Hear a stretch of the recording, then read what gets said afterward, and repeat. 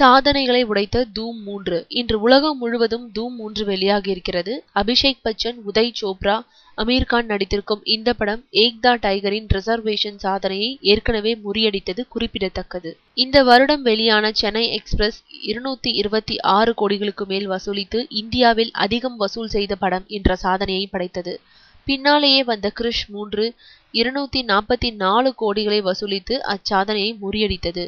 இந்த நிலையில் இன்று வெளியான தூம் 3 இவ்விரு படங்களின் வசூலை தாண்டி செல்லும் என விமர்சகர்கள் கணித்திருக்கிறார்கள்.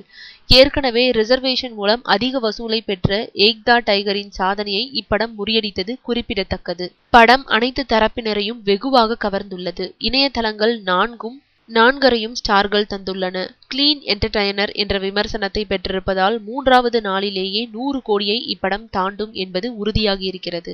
மொத்தமாக 250 கோடிகளை தாண்டி வசூலித்து சாதனை படைக்கும் என்று கணித்துள்ளது நிபுணர்கள் வட்டாரம். வெளிநாடுகளிலும் படம் சூப்பர் ஓப்பனிங்கை பெற்றிருப்பதாக தகவல்கள் தெரிவிக்கின்றன.